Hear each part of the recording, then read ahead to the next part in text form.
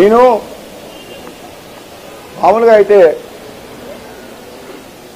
మేమిద్దరం బ్రదర్స్ కలిసి ఉంటాం, ఒకే పార్టీలో ఉన్నాం. ఇప్పటికీ ఇంకొక ముగ్గురు బ్రదర్స్ మేమిద్దరం కూడా రాజకీయాలు ఉండడం కూడా కోమటిరెడ్డి బ్రదర్స్ గాని మమ్మల్ని గుర్తిస్తారు. అంటే కోమటిరెడ్డి బ్రదర్స్ అని తెలంగాణ ప్రజలు, యువకులు, అభిమానులు, కార్యకర్తలు కాంగ్రెస్ అంటున్నారంటే ఇంతో అంతో మంచి పనులు చేసినాం కదా ఆ మాట అంటున్నారు. మరి నువ్వు తెలుగుదేశం పార్టీలో ఉన్నప్పుడు నువ్వు చెడ్డ పనులు చేసినామనే కదా జైలుకు పంపించింది. మేము అటువంటి చెడ్డ పనులు చేయలేదు కదా. అంటే మా మంచి పేరుని నువ్వు జీర్ణించుకోలేకపోతున్నావా? నువ్వు వెళ్ళిపోతుంటే కాంగ్రెస్ పార్టీ ఖాళీ అయితే బాధపడుతున్నావా? నువ్వు ముఖ్యమంత్రి కావాలన్న కోరిక నెరవేరేదేమో, అన్నదమ్ములు పోతే కార్యకర్తలందరూ కాంగ్రెస్ పార్టీ అంతా ఖాళీ అవుతుందేమో, వీళ్ళిద్దరితో పాటు కోమటిరెడ్డి బ్రదర్స్తో పాటు కోమటిరెడ్డి రాజగోపాల్ రెడ్డితో పాటు నువ్వు బాధపడుతున్నావా? అదే ఫ్రస్ట్రేషనా?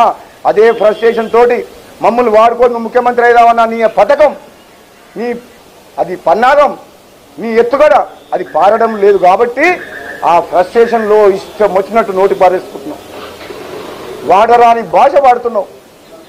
తెలంగాణ ప్రజలందరూ కూడా దీన్ని వింటున్నారు, నీ భాషని.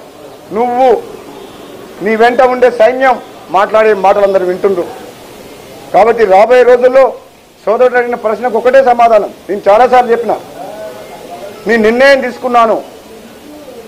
ఉప ఎన్నిక ద్వారా ప్రభుత్వం దిగివచ్చి మునుగోడు ప్రజలకు న్యాయం జరిగే విధంగా నా పదవి పోయినా త్యాగం చేసినా చేస్తా.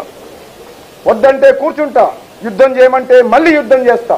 ఈ కాంగ్రెస్ పార్టీ ఇప్పుడున్న పరిస్థితుల్లో కేసీఆర్ టీఆర్ఎస్ పార్టీ నుంచి ఓడించే శక్తి లేదు అని నమ్మిన వ్యక్తిగా పార్టీ మారుతున్నా. కానీ సోనియా గాంధీని కానీ, కాంగ్రెస్ పార్టీని కానీ, రాహుల్ గాంధీ కానీ మళ్ళీ చెప్తున్నా, నేను విమర్శించను. ఇక్కడ ఉన్న అవసరం, చారిత్రక అవసరం అని చెప్పిన నేను పార్టీ మారడం.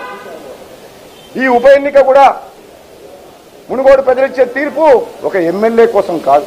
నాకు పదవి ఉంది, అదే పదవిని త్యాగం చేస్తున్నా. మునుగోడు ప్రజల తీర్పు అడుగుతున్నా. ఒక పార్టీ భవిష్యత్తు కోసం కాదు, ఒక ఎమ్మెల్యే భవిష్యత్తు కాదు. ఇది తెలంగాణ ప్రజల యొక్క భవిష్యత్తు కోసం మునుగోడు ప్రజలు ఇచ్చే తీర్పు. తెలంగాణ రాష్ట్రంలో మార్పు జరుగుతుందని నమ్మిన కాబట్టే ఈరోజు నేను రాజీనామా చేసి పార్టీ మారి మునుగోడు ప్రజల దగ్గరికి పోతున్నా.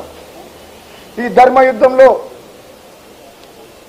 ధర్మం వైపు ఉండండి, పార్టీలకు అతీతంగా తీర్పు ఇవ్వండి, కుటుంబ పాలనకు వ్యతిరేకంగా పోరాటం చేయండి.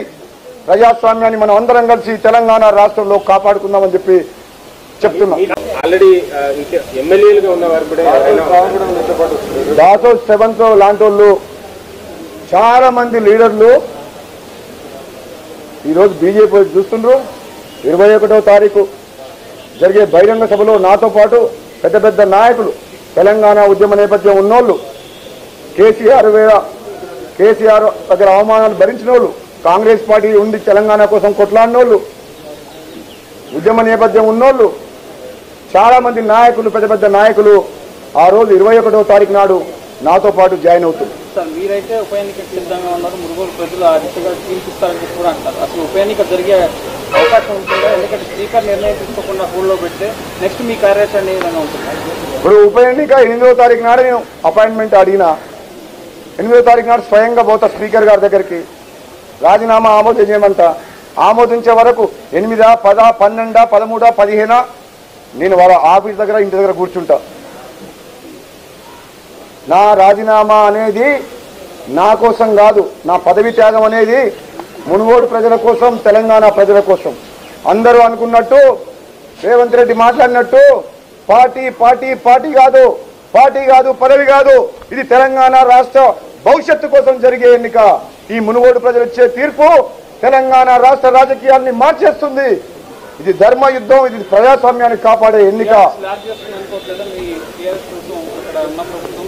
టీఆర్ఎస్ అనేది ఇక్కడ టీఆర్ఎస్ కాంగ్రెస్ అన్ని ఈ సునామీలో అన్ని కొట్టుకుపోతాయి.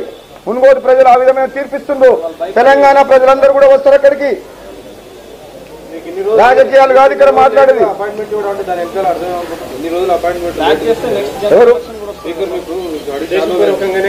ఉద్దేశపూర్వకంగా అపాయింట్మెంట్ ఇవ్వలేదు అనుకుంటలేను.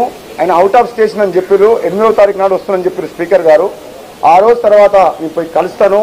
తప్పకుండా నా రాజీనామాని ఆమోదింపజేసుకుంటా, ప్రజల్లోకి పోతాం. మునుగోడు ప్రజలు ఆల్రెడీ నాకు అభిప్రాయ సేకరణ చేస్తే మెజారిటీ అభిప్రాయం రాజీనామా చెయ్యండి, మా మునుగోడుకు లాభం దొరుకుతుంది వచ్చింది. మీ రాజీనామా ఎన్నికలకి వెళ్తే మీరు న్యాయ పోరాటం చేస్తారా? మీ రాజీనామా ప్రజలు తీర్పిచ్చే వాళ్ళు ఉన్నారు. ఎన్ని రోజులు ఆపుతారు?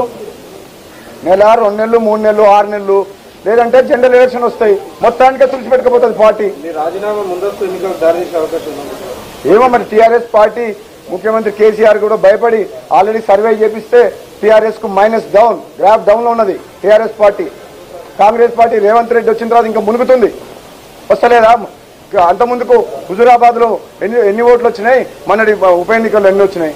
రేవంత్ రెడ్డి వచ్చిన తర్వాత జిహెచ్ఎంసీలో కానీ దుబ్బాకలో కానీ ఎక్కడైనా ఏమన్నా గెలిచినామా మనం? లేదు. ఆయన సినిమా స్టైల్ హీరో. గన్మెన్లు, బాక్సర్లు జనం వస్తే కాంగ్రెస్ పార్టీ కార్యకర్తలు తొక్కేసి నెట్టేసి ఆయన సినిమా. హాయ్ ఫ్రెండ్స్, మా టుడే టుమారో యూట్యూబ్ ఛానల్ చూస్తున్నందుకు చాలా థ్యాంక్స్. మరిన్ని లేటెస్ట్ వీడియోస్ కోసం వెంటనే సబ్స్క్రైబ్ చేయండి. అలాగే ఈ బెల్ ని కూడా రింగ్ చేసేయండి. మా నోటిఫికేషన్స్ అన్ని మీ మొబైల్లో వస్తాయి. అలాగే మా వీడియోస్ మీకు నచ్చితే లైక్ చేయండి, షేర్ చేయండి, నచ్చకపోతే కామెంట్ చేయండి.